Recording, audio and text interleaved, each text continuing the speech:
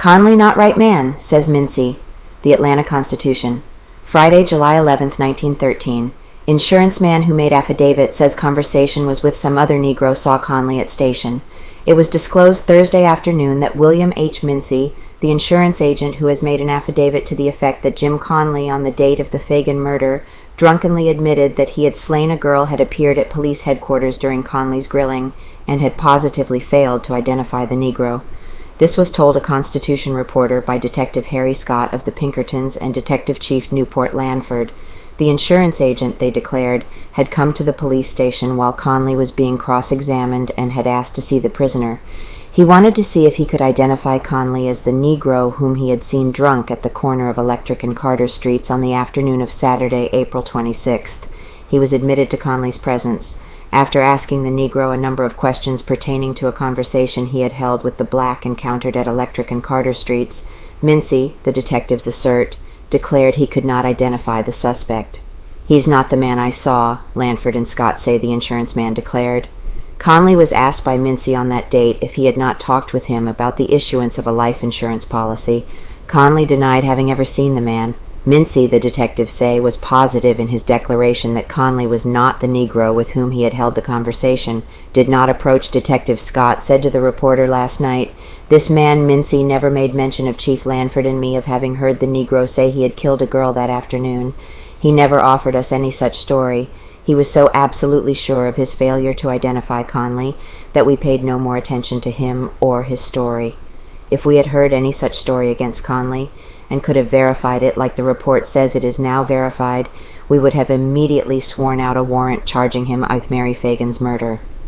Neither Lanford nor I put credence in the report of Mincey's affidavit. It looks flimsy from every standpoint. Mincey is said to have put into the hands of Frank's counsel a sworn statement declaring that on the afternoon of the Phagan murder he had encountered Jim Conley at the corner of Electric and Carter Streets and had approached the Negro on the subject of issuing life insurance. Conley, his statement is said to state, was drinking and refused the insurance offer.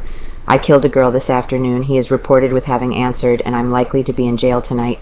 He grew threatening, the insurance man states, and to avoid trouble, Mincey walked away. Investigating possible plant.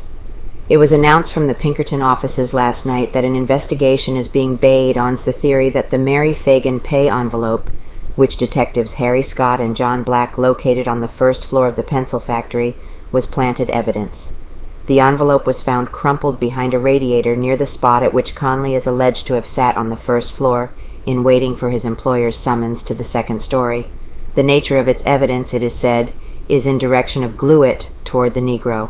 Fight to Free Lee attorney Bernard L. Chappell of Graham and Chappell, representing Newt Lee, the Negro night watchman of the National Pencil Factory, stated last night that he had secured subpoena for 50 witnesses to appear at the hearing of the habeas corpus at 10 o'clock Saturday morning, and that on that occasion he would ask of the court an instanter order to bring Leo M. Frank and James Conley into court to testify about Lee.